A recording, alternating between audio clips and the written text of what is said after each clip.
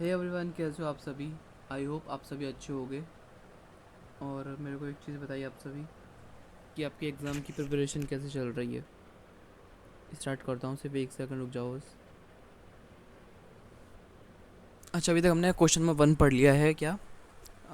Social structure जो भी था, सोशल स्ट्रक्चर या फिर social groups of USA during reconstruction के टाइम पीरियड का। इसके अलावा हम्म, हम नेक्स्ट क्वेश्चन करते हैं जो कि आपके सामने है। अगर आप एक बार रीड करो, क्वेश्चन क्या है। Evaluate the role of big businesses in late 19th century America. ठीक है, ये पढ़ते हैं। इसमें हम पढ़ेंगे, बहुत आसान है। आपने फर्स्ट वीडियो देखी होगी, उसी का कंटिन्यूएशन यहाँ पे हो रहा है। अच्छा, हम देखने वाले बिग बिजनेस का रोल। ठीक है, लेट 90th सेंचुरी अमेरिका में। ठीक है, क्लियर है इतना, क्योंकि आपको हर चीज़ क्लियर रखवानी पड़ेगी, करनी पड़ेगी।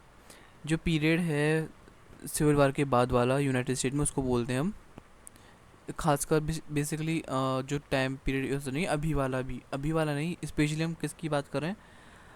1870 से 1900 तक की है ना। ये जो टाइम पीरियड है वो कहलाता है गिल्डेड एज का टाइम पीरियड है ना। So this era was marked by rapid industrial growth. इस टाइम बहुत स्पीड से इंडस्ट्रियल ग्रोथ हुई थी, अर्बनाइजेशन हुआ था, इमिग्रेशन हुए थे, बाहर से लोग आ रहे थे परमानेंट रहने के लिए। बड़े बड़े बिजनेसेस का राइज हो रहा था, यानी आ रहे थे, उनका दबदबा होना स्टार्ट हो रहा था, है ना। इसके अलावा इस टाइम में लार्ज कंपनीज, जैसे बहुत बड़ी बड़ी कंपनीज और वेल्दी इंडस्ट्रियलिस्ट, उन्होंने अपना बहुत इंपॉर्टेंट रोल प्ले किया। अपनी जो अपनी अपना अपनी अपना क्या कह रहा हूँ, अमेरिका की डेली लाइफ या एवरीडे लाइफ में इकोनॉमी को शेप किया, पॉलिटिक्स को, साथ ही साथ सोसाइटी को भी शेप करा। इसके अलावा ये जो ऐसे है एक्सप्लेन करेगा आपको ये बिग बिजनेस का डेवलप कैसे हुआ, उनके मेन प्लेस कौन कौन थे, और उसने कैसे अफेक्ट किया इकोनॉमी और सोसाइटी को, और इसके रिस्पॉन्स क्या रहे थे पब्लिक और गवर्नमेंट के। ठीक है, जिससे कि ट्रिगर हुई थी पब्लिक और गवर्नमेंट। कुछ कुछ चीज़ इसमें है आपको जैसे कि पता है, थोड़ी सी पीडीएफ अनइवन है और उसको मैंने एडिट करने की कोशिश की थी लेकिन नहीं हो पा रही थी। तो जैसा है ट्राई करो वैसा करो, है ना। मतलब कि सब कुछ प्रॉपर है, लेकिन पढ़ के यार खुद से जाना, मतलब कि रीडिंग्स वगैरह है। अगर आप कहोगे रीडिंग्स की तो मैं आपको रीडिंग्स प्रोवाइड करवा दूंगा। एक वेबसाइट है जो कि आपको व्हाट्सएप चैनल या फिर टेलीग्राम चैनल पे मिल ही जाएगी।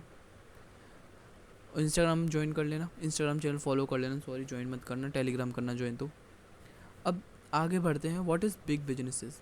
द टर्म बिग बिजनेसेस, इससे मतलब कि समझ में क्या आ रहा है, मतलब बहुत बेसिक सा ही मतलब ही हो रहा होगा, जिसका मतलब ये कि लार्ज पावरफुल कंपनीज जो कि कंट्रोल करें इंडस्ट्रीज़ को, जैसे कि rail road companies, oil company, steel company, banking company. ठीक है, और manufacturing in the late 90th century. These businesses grew rapidly because of new technologies, investment, and expansion of the market across the country, right? इसके अलावा जब the people who own and let, sorry आपको पता explain करना भूल गया। ये जो बिजनेसेस हो रहे थे वो इसलिए ग्रो हो रहे थे स्पीड से, रैपिडली इसलिए ग्रो हो रहे थे क्योंकि यहाँ पे नई नई टेक्नोलॉजीज आ रही थी, नई नई इन्वेस्टमेंट बढ़ रहे थे, इन्वेस्टमेंट कर रहे थे लोग, और साथ ही साथ एक्सपेंशन हो रहा था मार्केट में। ठीक है, अब भाई एक चीज़ बताओ मेरे को, कोई 10 बंदे कहते हैं भैया आप प्रॉपर बताया करो एकदम एक लाइन टू लाइन, जैसे प्ले वे क्लास के बच्चों को बताते हैं। और कुछ कहते हैं भैया इतना तो हमें समझ में भी आता है, आप बहुत ईजी लैंग्वेज में लगते हो, तो मैं किसकी समझ सुनूँ, मतलब समझ में नहीं आता। द पीपल हु ओन और लेड दीज बिजनेसेस, जैसे कि जॉन डी रॉकफेलर, जिनके बारे में हम ऑलरेडी बहुत अच्छे से कवर कर चुके हैं, Andrew Carnegie, JP Morgan, Cornelius Vanderbilt, ये बने एक्सट्रीम वेल्दी और पावरफुल। लेकिन इसमें से जो इम्पोर्टेंट है वो सिर्फ 1, 2 एंड 3, ये तीनों इम्पोर्टेंट है। ये इम्पोर्टेंट नहीं है बिल्कुल भी, लेकिन इसके बारे में थोड़ा बहुत देख लेंगे अगर होगा तो। दे वर समटाइम्स कॉल्ड इंडस्ट्रीज, देखो ये मैंने बताया था, ये कभी कभी कहलाए कर जाते थे कैप्टन्स ऑफ इंडस्ट्रीज, क्योंकि इन्होंने इकोनॉमी को ग्रोथ भले बढ़ाने में, बिल्ड करने में मदद की। और दूसरी तरफ यही कहले जाते हैं रॉब और बैरन, यानी ऐसे जो काला धन से खुद को अमीर बनाते हैं, यानी यार मैं कैसे बोलूँ यहाँ पे, पिछली बार तो कुछ ज़्यादा ही गलत बोल दिया था मैंने पिछली वाली क्वेश्चन में, है ना।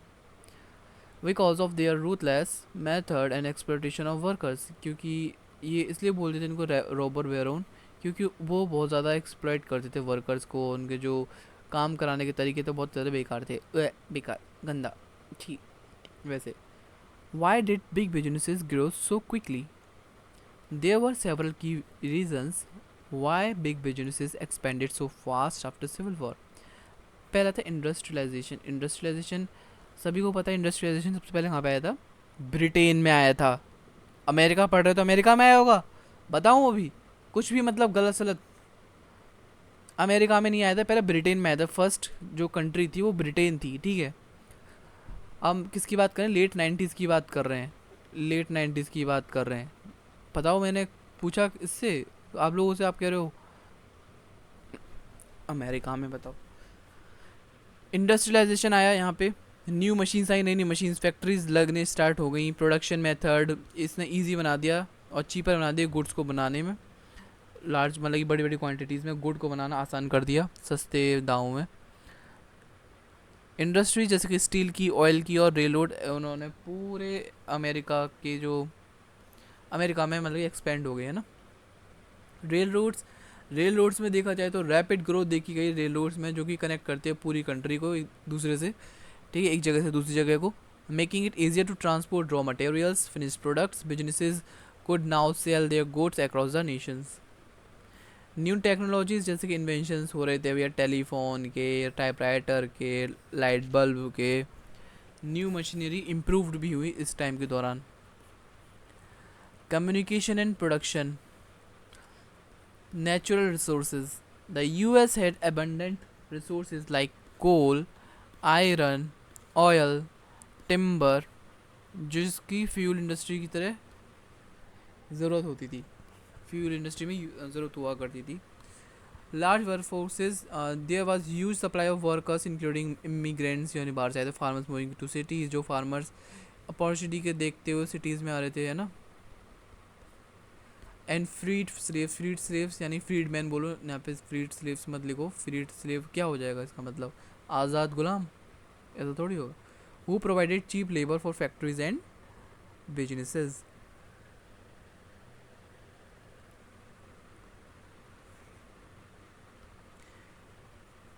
लाइसेंस फेयर पॉलिसी, अब ये क्या चीज़ है भाई, ये क्या बवाल आ गया?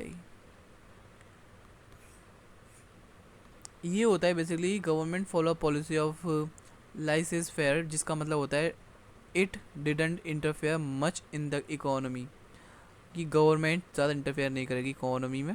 There were few laws to control business practices which allow big businesses to grow without much restrictions.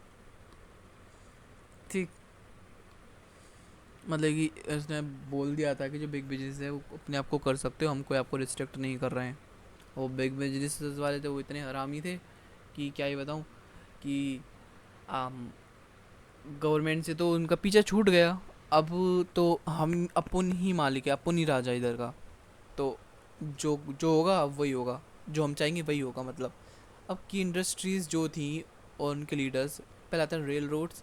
Rail roads, अगर भाई रेल रोड्स आ रहे हैं तो उसको याद कर लेना, कॉर्नेलियस वेंडरबिल्ट। ये जो रेल रोड थे असेंशियल थे इकोनॉमी के लिए। अब सभी को पता है अगर इंडिया में रेल रोड्स नहीं होते तो इसकी इकोनॉमी थोड़ी बहुत भी बढ़ पाती, नहीं बढ़ पाती बेसिकली। सो वैसे ही they transported people and goods across great distances and connected towns and cities. ये एक टाउन से दूसरे सिटीज़ को, एक टाउन से सिटी को ज्वाइन करती थी, कनेक्ट करती थी, डिस्टेंस को कम किया करती थी ये। और ये जो थे कॉर्नेलियस, इन्होंने powerful rail road empire build कर दिया by buying up a smaller rail roads and combining them into a large. छोटे छोटे रेल रोड्स वाली जो इंडस्ट्रीज उनको कंबाइन करा, छोटे छोटे छोटे इन सबको मिलाते हुए बड़ा बन गया। यहाँ पे हम जीरो कट्टा खेल सकते हैं। सॉरी सॉरी, क्या ही बोलता हूँ। ऑयल, जॉन डी रॉकफेलर ने स्टार्ट करी ऑयल कंपनी। याद रखना भाई, कैसे भी ट्रिक बनाओ, ट्रिक वैसे मैंने बताई तो हुई है आपको, वीडियोस देखी होगी तो आपने। रॉकफेलर ने स्टार्ट करी standard oil company, eventually control more than 90% of US oil industry.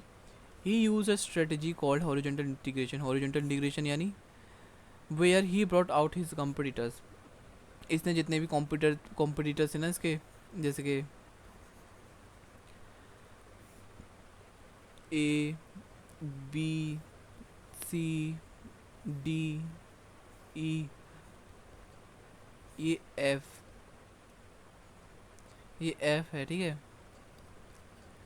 अब ये एफ है, वही है जॉन डी रॉकफेलर, ठीक है। तो इनके जो आसपास जितने भी ना, आगे जितने भी है इनकी जो कंपटीशन है ये वाले, एक सेकंड को थोड़ा सा अच्छे से एक्सप्लेन करूँ। Not done, not done, no no no no. एक सेकंड को थोड़ा सा टाइम दो।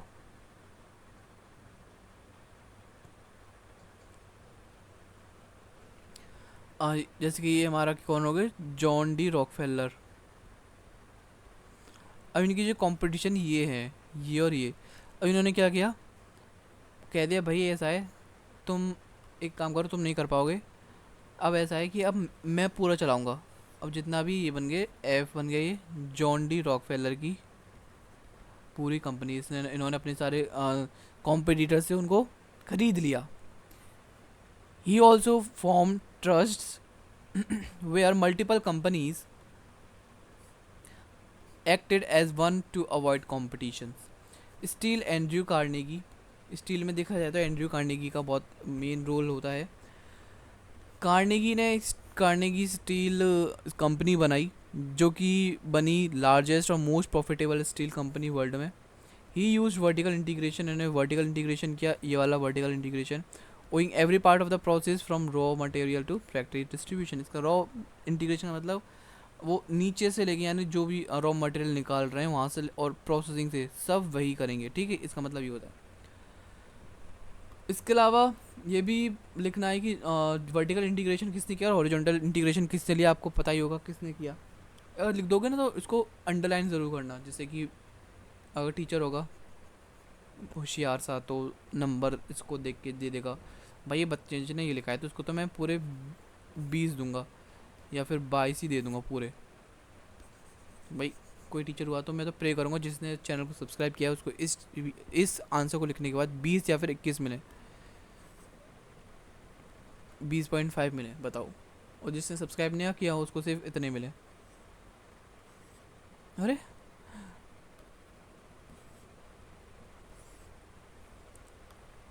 अच्छा, Morgan was a powerful banker who financed railroads, steel companies, and other big industries. He also helped stabilize in American economy during financial crisis. जो Morgan थे बहुत important role play करते हैं अमेरिका की इकोनॉमी को stabilise करने, stabilise यानी stable बनाने में, ठीक है। फाइनेंशियल क्राइसिस जब अमेरिका में थे, इन्होंने कार्नेगी स्टील लेके आए और बनाई एक यूएस स्टील, जो कि फर्स्ट बिलियनियर डॉलर कंपनी थी वर्ल्ड में, ठीक है। कौन सी थी, कार्नेगी की स्टील कंपनी, जो कि बन गई थी यूएस स्टील कंपनी। इसके अलावा effects of big businesses on economy, growth of national economy. Big businesses थे और उसने क्रिएट करी बहुत सी जॉब्स अपॉर्चुनिटीज़, साथ ही साथ हेल्प करी यूएस में, जिससे कि वो बन सके वर्ल्ड लीडिंग इंडस्ट्रियल पावर, जो कि अभी है ना, right.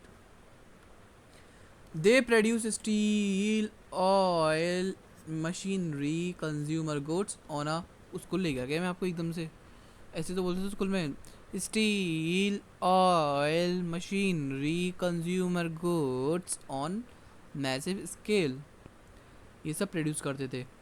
Formation of monopolies, monopolies यानी क्या होता है, और ट्रस्ट बताएंगे अभी क्या होता है। चलो है इसमें, many big businesses try to eliminate competition by forming, मतलब कि भाई ऐसा है, ये जो एफ था ना उसने सारे कंपटीशन को खरीद लिया और इसका कंपटीशन सारे ख़त्म हो गए, ठीक है। ये को ना देने दो, फिर आप बहुत बेकार बच्चे हो, है ना। इसके कंपटीशन ख़त्म हो गए क्योंकि इसने ये सारे कंपटीशन खरीद लिए, अब कोई कंपटीशन नहीं है भाई। अब ये जो है, अब इसके पास इतनी पावर है भाई, अब मैं चाहूँ अपना गुड है, मेरा सामान है, मैं बेचूंगा, आपको ज़रूरत पड़ेगी तो आपको ख़रीदना ही पड़ेगा। अब मैं चाहूँ 10 रुपये में बेचूँ, चाहे मैं 1,000 रुपये में भेजूँ, चाहे मैं इसको 10 लाख में भेजूँ, ख़रीदना तो आपको पड़ेगा ही, ठीक है, अगर आपको ज़रूरत पड़ेगी तो। अब मोनोपोली बन रही है, अब इसकी ही दबदबा बनेगा भाई, ठीक है। Where one company control the entire market, सिर्फ एक कंपनी पूरे मार्केट को कंट्रोल करेगी। और ट्रस्ट वो होते हैं group of companies working together to control price and production. This reduce consumer choice and increase prices, basically यही रिड्यूस कर दी कंज्यूमर की चॉइस और प्राइस बढ़ा दिए भिकमंगियों ने। Rise of corporations, businesses became corporate. Guys bore तो नहीं होता आप लोगों को, क्योंकि मैं किसी को बोर नहीं करना चाहता। Businesses became corporation, meaning they sold shares of stock to raise money. क्या होता था, बिजनेसेस थे वो कॉरपोरेशन बने, जिसका कि मतलब ये है कि उन्होंने अपने शेयर को सोल्ड कर दिया और शेयर ऑफ स्टॉक्स को सोल्ड कर दिया, जिससे कि उनके पास पैसे आए। ये अलाउ करता है उन लोगों को कि जल्दी से ग्रो हो जाए, ठीक है। जो कोई एक चीज़ होता है, जो जल्दी चीज़ होती है वो बेकार हो जाती है, वो जल्दी काम शैतान वाला होता है ना। बेशक जल्दी हो जाए, लेकिन ये भी होता है ना, जल्दी शुरू होता है वो जल्दी ख़त्म भी होता है। अगर बात हो रिलेशनशिप की, दोस्ती की, या फिर किसी भी चीज़ की। अब जैसे एग्ज़ाम में है, आप एग्ज़ाम सबसे बड़ी चीज़ आप एग्ज़ाम से ही देख लो। अगर आप इस वीडियो को सेमेस्टर की स्टार्टिंग में देखते, बेसिकली सेमेस्टर की स्टार्टिंग में क्या, अगर मैं इसको वीडियो के कब बनाता, स्टार्टिंग बनाता तो कोई नहीं देखता, तो मैं इसको बनाई मई में रहा हूँ। तो मैं ये बताना चाह रहा हूँ बेसिकली कि अगर आप ये जनवरी में ही पढ़ लेते, सारा सिलेबस जनवरी में कंप्लीट कर लेते, क्या मई या फिर जून या फिर जुलाई, क्या आप इसमें इसको ये सारा कंटेंट आपको याद रहता? नहीं ना। वही मतलब जितना जल्दी याद करोगे उतना जल्दी भूलोगे भी। तो क्या फ़ायदा इतनी जल्दी पढ़ने का? ये है तो सही जून जुलाई, इसमें पढ़ेंगे ना ब्रो। तो वही चीज़ है, स्ट्रेटजी अपनाओ, स्मार्ट बनो, जिससे कि जल्दी जल्दी ग्रो हुई, फैक्ट्रीज बिल्ड हुई और उन्होंने पूरे ऑल ओवर कंट्री में एक्सपेंड किया खुद को। Boom and burst cycle, the economy grew fast but it was also unstable. Economy बहुत स्पीड से ग्रो हुई और इट वॉज ऑल्सो अनस्टेबल। भाई स्पीड से तो ग्रो हुई लेकिन अनस्टेबल भी रही। There were several financial crisis, जैसे कि हमारे पैनिक ऑफ 1873 और वो हो गया हमारा 1893 हो गया। Debt cost bank and businesses to fall, leading unemployment and hardship for workers. इसके अलावा इम्पैक्ट ऑन वर्कर्स देखे तो लॉन्ग आवर्स रहे, उनको लो वेजेस रहे, चाइल्ड लेबर देखा गया, यहाँ पे लेबर यूनियन देखा गया, स्ट्राइक्स और कन्फ्लिक्ट भी बहुत सी देखे गए, ठीक है। जैसे कि है मार्केट रियॉट जो कि 1896 में हुआ था, पुलमैन स्ट्राइक 1894, हाँ होम स्टील स्ट्राइक 1892, ठीक है। ये सारी स्ट्राइक्स हैं। किस किस कंपनी में हुआ था? ये शिकागो में हुआ था, स्टील कार्नेगी की स्टील कंपनी में हुआ था। और इसके अलावा सोशल इफ़ेक्ट भी देखे गए बिग बिजनेसेस पे। जैसे कि सोशल इफ़ेक्ट क्या था, जो भाई रिच थे रिच होते जा रहे थे, पुअर पुअर होते जा रहे थे, अर्बनाइजेशन बढ़ रहा था। अर्बनाइजेशन तो समझ रहे हो गए ना, इमिग्रेशन है, million of immigrants from Europe से लोग और एशिया से लोग यूएस में आ रहे थे जॉब्स के लिए, ठीक है। वहाँ पे आके बस गए, आज भी लोग बसे हुए हैं वहाँ पे। मेरे तो बहुत सारे रिश्तेदार चले गए थे अमेरिका। काश हमारे दादाजी और परदादाजी चले जाते, हम भी वहीं पे होते। जी मैं ये नहीं पढ़ा था, फिर मैं बहुत पैसे वाला था तो मैं ये नहीं बनाता। अगर ये बना, अब क्यों बना रहा हूँ? क्योंकि मेरे पैसे नहीं, मुझे पैसे चाहिए। आप लोग सब्सक्राइब नहीं कर रहे हो, अब सब्सक्राइब कर दोगे तो 1,000 सब्सक्राइबर्स करवा दो भाई। आप कराओगे नहीं है? जो सब्सक्राइब नहीं करे, जो सब्सक्राइब ना करे उसके हर क्वेश्चन में 5 नंबर आए, और जो सब्सक्राइब कर दे उसके 21 नंबर आए हर क्वेश्चन में। बताओ अब सब आपके ऊपर है, it's all up to you. Thank you. Big businesses welcome करते हैं इनको, क्योंकि उनको काम कराना, उनको लो वेजेस में, ठीक है। चेंजेस इन लाइफस्टाइल, बहुत सी लाइफस्टाइल में चेंजेस देखी गई, ठीक है। बिग बिजनेस और पॉलिटिक्स, अभी तक करप्शन होता था, इन्फ्लुएंस दबा बना रहता बिग बिजनेस, जो बड़े बड़े बिजनेस थे उनके, क्योंकि पैसा बोलता है ब्रो, बहुत इजी सी भाषा में बोलती, पैसा बोलता है।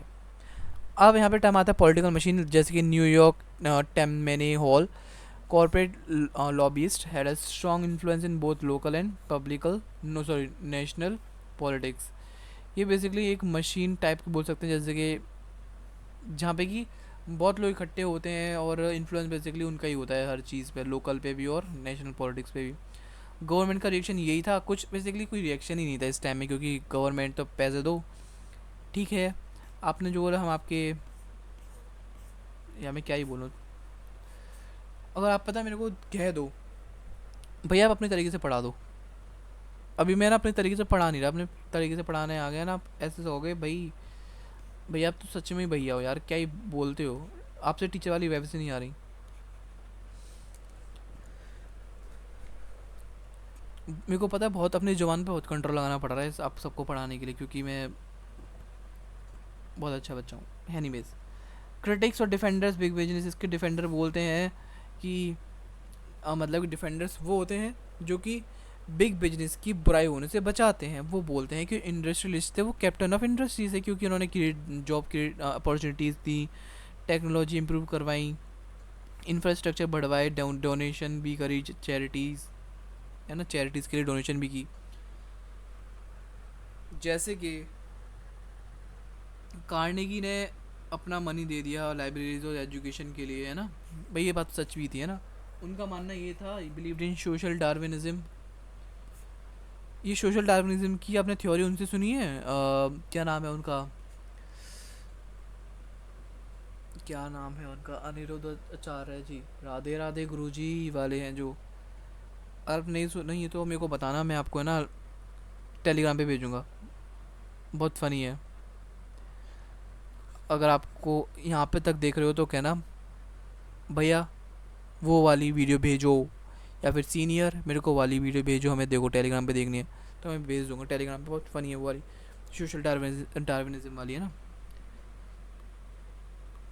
इसका बेसिकली मतलब यही होता है, स्ट्रॉन्गर बिजनेस होगा वो डिजर्व करता है सर्वाइव करना, बाकी जो वीक होगा वो हट जाएगा, जो खुद को सर्वाइव नहीं मतलब कि खुद को अडॉप्ट नहीं करेगा सराउंडिंग के मतलब कि उसमें, तो वो ख़त्म हो जाएगा। जैसे कि आप ठंड में ठंड को नहीं सह पाओगे तो आप तो मर जाओगे, गर्मी में गर्मी को नहीं सह पाओगे तो आपको मरना ही पड़ेगा, सीधी सी बात है।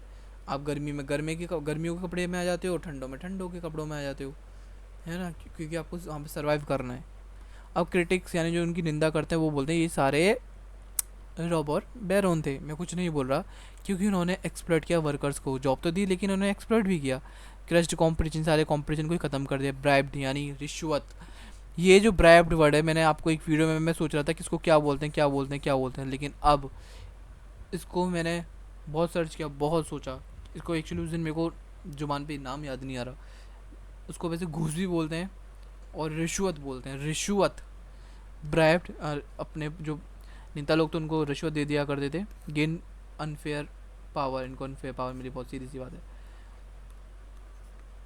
Legacy and of big business in gilded age, positive legacy भी थी और नेगेटिव लिगेसी भी थी। पॉजिटिव देखें तो इसने यूएसए को टर्न कर दिया in the world economic leader, साथ ही साथ इसने इंफ्रास्ट्रक्चर में ग्रो करे, rail roads, bridges, factories, middle class यहीं से क्रिएशन होगी मोर गुड्स और कंफर्ट के साथ, इंस्पायर्ड हुए इनोवेशंस और इंटरप्रेन्योरशिप्स, या फिर करे। इसके अलावा नेगेटिव ये था कि इनइक्वालिटी बढ़ गई, मोनोपोलीज आ गई तो मार्केट का कंपटीशन खत्म हो गया, लेबर एक्सप्लॉयटेशन हुआ, और ये सब कुछ इनक्रेज करप्शन इन गवर्नमेंट, करप्शन होता है भाई, सीधी सी बात है। इसका कंक्लूजन देखें तो कंक्लूजन के साथ हमारा ये ख़त्म हो जाता है, ठीक है। इसके अलावा क्वेश्चन नंबर नेक्स्ट है, जो कि क्या है, discuss the ideological contribution of the Booker T Washington. देखो मैंने बुकर टी वाशिंगटन भी कराया है और डब्ल्यू डुबॉइस भी कराया है, मैंने दोनों चीज़ करा दिया है आपको, यूँ मत कहना भाई आपने वो क्यों नहीं कराया, मैंने ये भी करा दिया है और बी डुबॉइस भी करा दिया है मैंने, ठीक है। तो अब पूरी वाली वीडियो देखना, क्योंकि मैं डब्ल्यू डुबॉइस यहाँ पे नहीं कराने वाला, क्योंकि एक बार करा चुका हूँ। क्योंकि कभी आंसर इस पे भी आ जाता है डुबॉइस पे, कभी कभी बुकर टी वॉशिंगटन पे भी आ जाता है, कभी कभी दोनों पे ही आ जाता है। यूँ मत सोचना कि एक पे ही आएगा। सब्सक्राइब कर लो, प्यार से बोल रहा हूँ भी मैं। आंसर देखें तो 1 सेकंड लगेगी, उसको थोड़ा सा पॉज करो, सब्सक्राइब कर लो। बिना पॉज करे भी सब्सक्राइब कर सकते हो, थोड़ी नहीं कि आप पॉज करने के लिए घंटा लेके आना पड़ेगा, बार से 1 घंटे से प्रेस करोगे, है ना, ऐसा कुछ नहीं है। मैं कैरी मिनाटी तो हूँ नहीं जो मैं से बोलूँ। प्रेस हो जाना चाहिए, मुझे कुछ नहीं पता है, कुछ भी मारो उस पे। अच्छा, बुकर टी वॉशिंगटन थे वो बहुत ज़्यादा इम्पोर्टेंट अफ्रीकन अमेरिकन।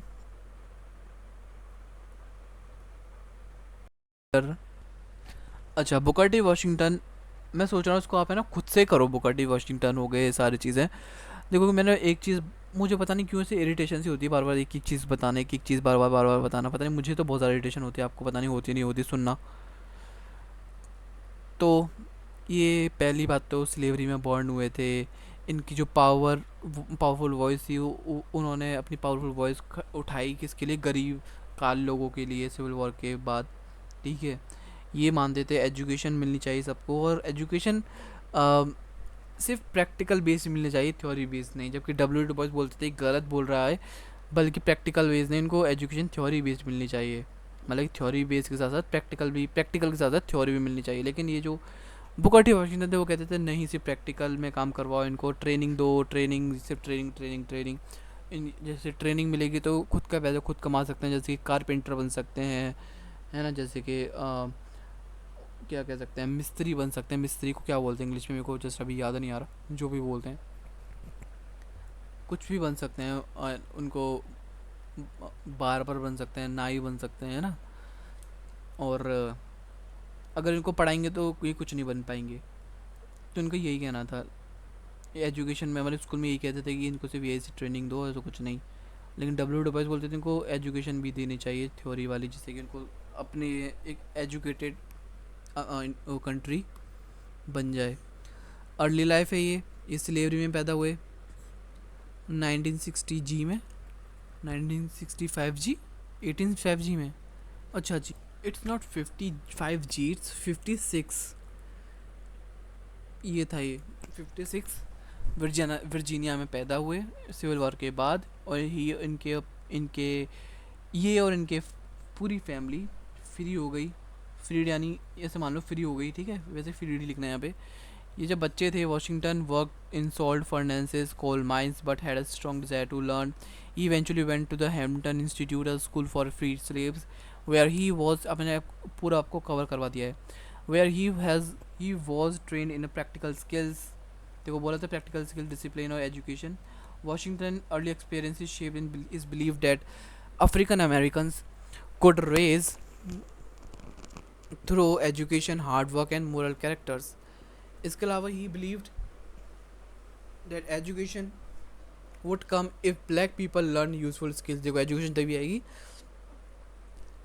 जब वो कुछ नई नई चीज़ सीख लेंगे ब्लैक पीपल, वैसे नहीं आएगी, इनका यही मानना था। बताओ, ये जब इकोनॉमिकली इंडिपेंडेंट हो पाएंगे, वैसे नहीं हो पाएंगे, ऐसा इनका मानना था। मेरा कुछ मानना नहीं है। ये जो हमारे डब्ल्यू टी डुबॉइस से कह रहे हैं, ये वाले जो वॉशिंगटन थे, उन्होंने एक टस्केगी इंस्टीट्यूट का धूड़ा फाउंड किया, ठीक है। इसके अलावा टस्केगी पढ़ लेना थोड़ा सा क्या था। इसके अलावा की आइडियाज़ क्या थे और उनकी बिलीव क्या थे Booker T Washington. Industrial education चाहिए थी, सेल्फ हेल्प यानी खुद से करो जो करना है, किसी पर निर्भर मत रहो। रेशियल हारमोनी यानी आप काला गोरा कम करो और ये हारमोनी लेके आओ, एक दूसरे के साथ प्यार से रहो। एक एटलांटा कॉम्प्रोमाइज़ हुई थी जो कि थोड़ी इंपॉर्टेंट है, उसको हम करा देते हैं। ये क्या बोलता हूँ, वन ऑफ द हिज, ये जो एटलांटा था ना, क्या एटलांटा कॉम्प्रोमाइज़, एक स्पीच थी जिन्होंने की दी थी 1895 में एटलांटा में, जिसमें कि ये सब बोलते हैं, इनकी भाषा है, समझ लेना। वाशिंगटन का कुछ इन्फ्लुएंस रहा अफ्रीकन अमेरिकन मूवमेंट में भी, इनके जो बहुत ज़्यादा इन्फ्लुएंशियल ब्लैक लीडर थे 1890 के और 1915 तक इनके रहे हैं ये, ठीक है, ब्लैक लीडर। ये यूएस प्रेसिडेंट जैसे कि थियोडोर रूजवेल्ट और विलियम होवार्ड टाफ्ट को रेशल मैटर पे एडवाइस भी किया करते थे, बताओ। ठीक है, इतने इन्फ्लुएंशियल थे। Fund raising and institution building, ये इनके पास पैसे भी आने लगे पता नहीं कहाँ से। ब्लैक मतलब ब्लैक मनी तो नहीं किया होगा इन्होंने, बहुत काम किया है तो ब्लैक अच्छे, ये वैसे इंसान पॉजिटिव थे लेकिन मैं उनको नेगेटिव क्यों बना रहा हूँ ना जाने। Emphasise on dignity and morality, इन्होंने डिग्निटी और मोरलिटी पे ज़्यादा इम्फेसाइज किया, आप इतना करो उतना करो, ये करो वो करो। Criticism and opposition of to Washington ideas, all the Washington, देखो इसमें जो बताना चाह रहा था वो इसमें आ गया, चलो अच्छी बात है। और ये सब इसमें डब्ल्यू डी बॉयज़ का भी मैंने छाप दिया। All the Washington was very influential but not agreed with him, not every one, इनसे एग्री नहीं करते थे। मैनी अमेरिकन लीडर्स जैसे कि डब्ल्यू डी बॉयज़ बिलीव, उनका मानना ये था कि इनकी अप्रोच अच्छी है लेकिन वो कुछ ज़्यादा ही पैसे बस सबमिसिव नहीं है बिल्कुल भी, है ना। उनके जो टैलेंटेड 10 थे, मतलब कि क्या बोलते हैं ये, W do boys African American थे, उनको वो अफ्रीकन अमेरिकन लीडर थे, वो बोलते हैं अफ्रीकन अमेरिकन को ज़रूरत है हायर एजुकेशन की और पॉलिटिकल एक्टिविज़म की, यानी पॉलिटिक्स में भी एक्टिव रहने की। He believe that top 10 of the black community, the talented 10 should lead the fight for civil rights, voting rights and social equality. Du Bois criticise Washington, देखो ये नीचे वाले हैं ऊपर वालों को क्रिटिसाइज कर रहे हैं, यानी जो डुबॉइस हैं वो क्रिटिसाइज कर रहे हैं, निंदा कर रहे हैं वाशिंगटन की। अब नायगारा मूवमेंट होगा और एक NACCP आएगा जो कि इनके टाइम पे आएगा, बेसिकली आता तो उनके टाइम पर है, डुबॉइस के टाइम पे, इसमें लिखा भी हुआ है, ठीक है। इसके अलावा NACP क्या है वो मैंने आपको बता रखा है, अगर आपको क्वेश्चन आता है तो क्वेश्चन लंबा करने के लिए आपको वही करना ही पड़ेगा ना। 1909 में, 1905 में। Criticism from and with in the black community, कुछ अफ्रीकन अमेरिकन्स ने ये महसूस किया कि जो वाशिंगटन के आइडियाज़ हैं इंक्रेज तो कर रहे हैं लेकिन फिर भी ये वाइट सुपरमेसी अभी भी ख़त्म नहीं हो रही है ना।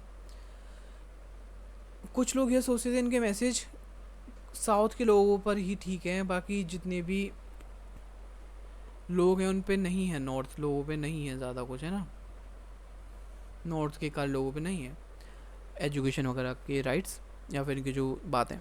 वाशिंगटन के कुछ सीक्रेट सपोर्ट और सिविल राइट्स, ये सब कुछ उनका मानना ये था कि वो सीक्रेटली फंड करते थे कोर्ट केसेस में फाइट अगेंस्ट रेसिस्ट लॉ, जैसे कि रोज़ा पार्क वाला केस हुआ था जो कि मैंने आपको उस वीडियो में बहुत डिटेल वे में बताया था।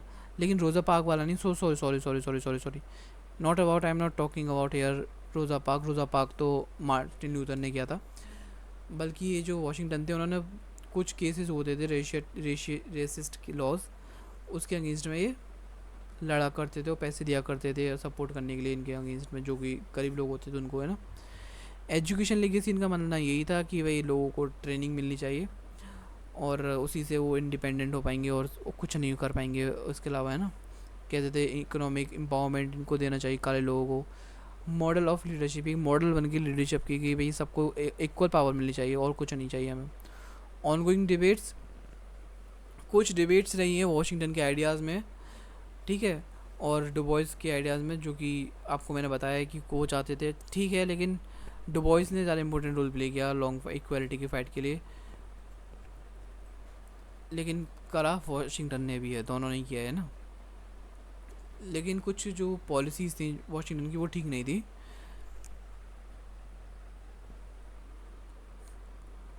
इम्पोर्टेंट कोट्स बाय, अगर आप इसको याद कर सकते हो तो कर लो, एक्सक्यूज़ मी, ठीक है। कंक्लूजन ये रहा, करो ख़त्म, वीडियो इसी में ही ख़त्म करा देता हूँ मैं। इसके अलावा मार्टिन लूथर किंग ने बहुत इंपॉर्टेंट रोल प्ले किया है, ये भी मैंने आपको बता चुका हूँ सारी चीज़। किस में रोल प्ले किया इन्होंने इम्पोर्टेंट, ब्लैक लीडरशिप की भी एक इम्पोर्टेंट स्प्रेडर है, यानी क्या कहते हैं, मतलब उन्होंने फैलाने में बहुत मदद करी है जो black leadership. Civil rights movement इनका बहुत बड़ा है बेसिकली। इनका मैं ये कहना चाह रहा हूँ बहुत देर से कि जो मार्टिन लूथर किंग जूनियर हैं वो मार्टिन लूथर किंग सीनियर के बेटे हैं, ठीक है। दो आते हैं, मार्टिन लूथर किंग जूनियर, एक सीनियर यानी बाप और जूनियर यानी बेटा, ठीक है। सो उनका बहुत इंपॉर्टेंट रोल रहा है सिविल राइट मूवमेंट में अमेरिका के, ठीक है। ये जो थे ना मार्टिन लूथर किंग जूनियर, मैं आपको बता देता हूँ, छोटी सी समरी बता देता हूँ जिससे कि आप खुद पढ़ लेना, समझ में आ जाएगा आपको। अगर पिछला वीडियो नहीं देखी तो उससे थोड़ा बहुत आइडिया मिल जाएगा। ये गांधी जी से बहुत ज़्यादा इंस्पायर थे। ये भी नॉन वायलेंस पे बहुत ज़्यादा फोकस किया करते थे।